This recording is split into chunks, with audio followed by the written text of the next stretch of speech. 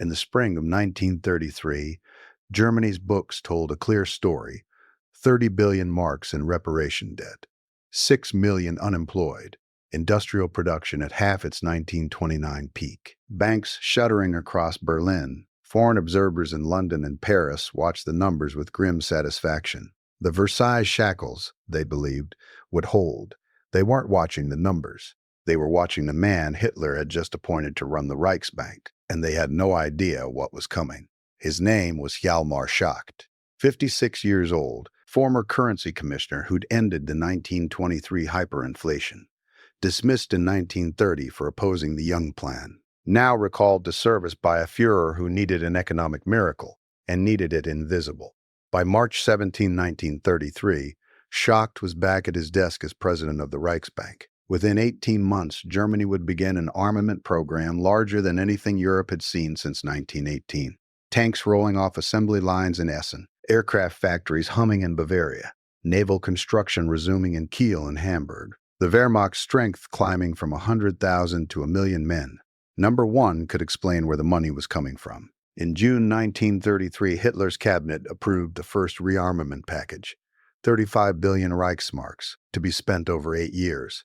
An astronomical sum for a nation still choking on Depression-era debt. Schacht sat in the Ministry of Economics, studying the fiscal reality. Germany's total government revenue in 1932 had been less than 7 billion marks. Tax collection was collapsing. Reparations still hung over the budget like a guillotine blade. The British Treasury had estimates. The French Deuxième Bureau had intercepts, but neither could piece together what Schacht was actually doing. He had built a shell company on May 31, 1934. Schacht convened representatives from 4 of Germany's largest armament firms: Krupp, Rheinmetall, Siemens, and Güterhoffnungsschule. They formed a corporation, Metallurgische Forschungsgesellschaft, Metalworking Research Corporation, MEFO for short. Nominal capital, 1 million Reichsmarks. Actual operations, none. It existed only on paper in a filing cabinet in Berlin. MEFO's purpose was singular. It would issue bills of exchange, promissory notes, payable in 6 months. Armament contractors could present these MEFO bills to the Reichsbank in exchange for cash at any time, with full interest. The bills carried the guarantee of the Reich, but they did not appear in the government budget. They were not counted as debt. They were invisible money. From 1934 to 1938, 12 billion Reichsmarks in MEFO bills flooded into the German economy. Schacht had printed currency without printing currency. Contractors could produce guns, tanks, and bombs today and receive payment tomorrow or next year, whenever they chose. The Reichsbank became the armaments piggy bank, issuing credit on demand with nothing behind it but Hitler's word. Inflation should have exploded. It didn't. The bills rarely came due. Banks held them as assets, knowing the Reichsbank would redeem them. Industries used them to pay suppliers, who used them to pay workers who deposited wages in banks that used them to buy more MEFO bills. It was a closed loop, and it worked. By September 1934, Schacht introduced the new plan. He sealed Germany's borders to financial scrutiny. Foreign exchange controls locked down currency movements. Bilateral trade agreements with South American and Balkan states bypassed traditional markets. Imports were slashed. Only raw materials for rearmament were prioritized. Consumer goods rationed. Food imports cut. The new plan promoted autarky, economic self-sufficiency at any social cost. The phrase Schacht used was guns before butter.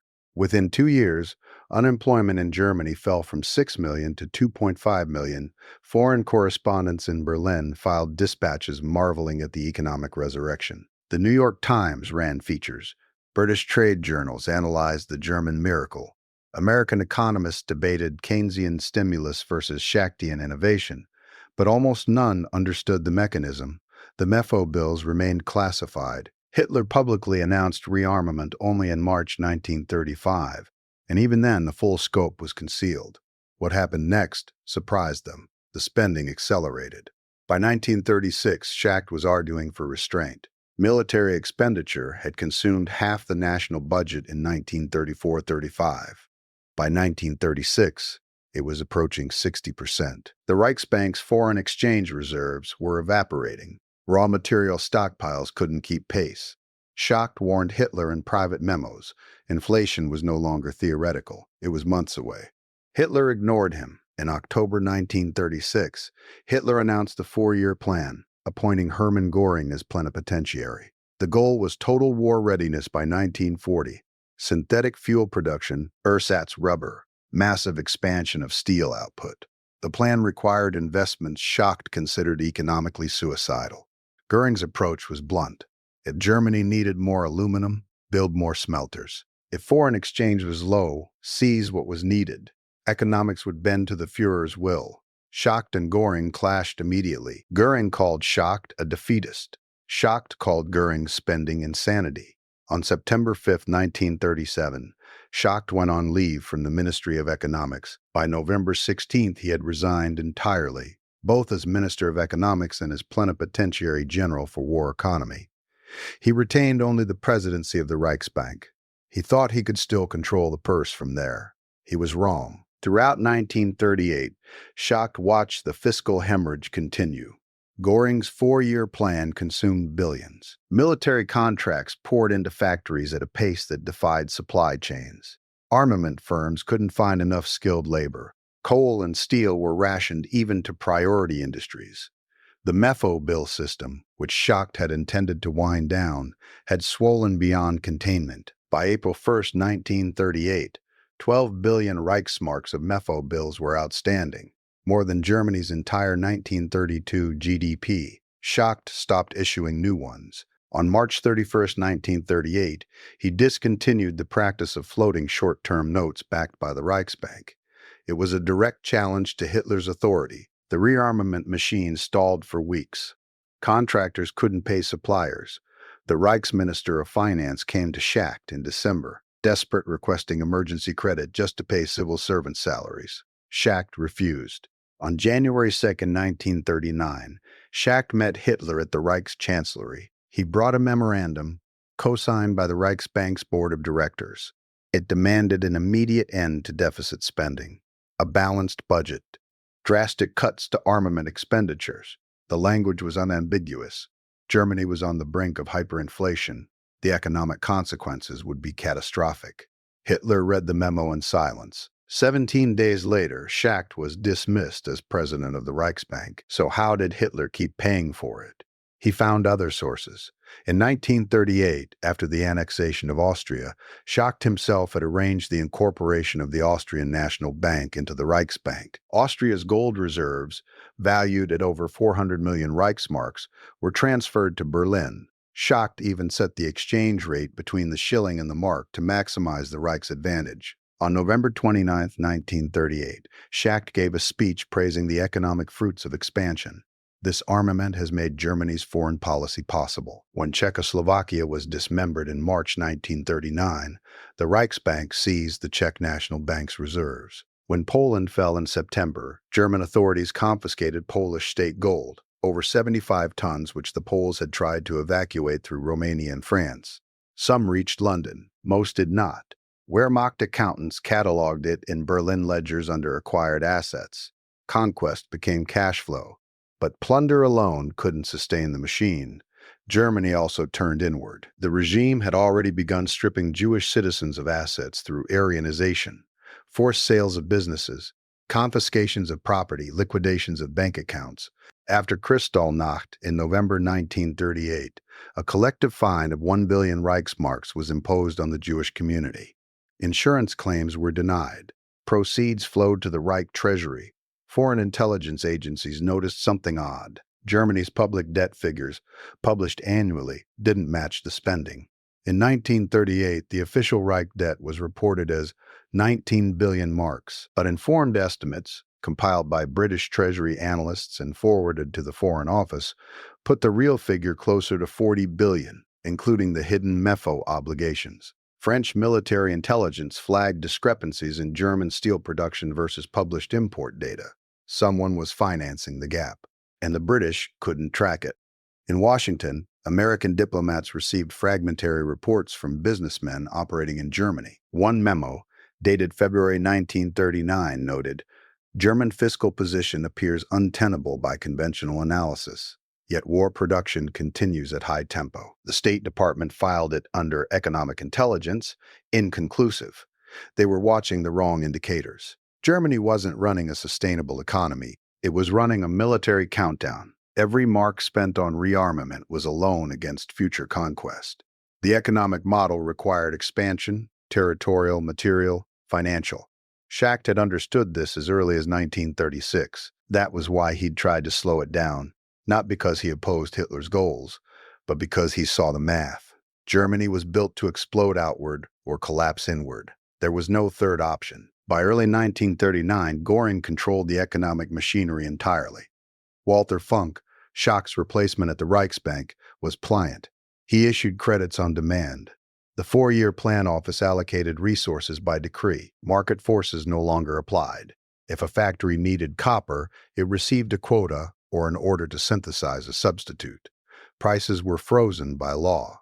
Wages were controlled. Strikes were illegal. The German economy had become a command structure, answerable only to Hitler's war timetable.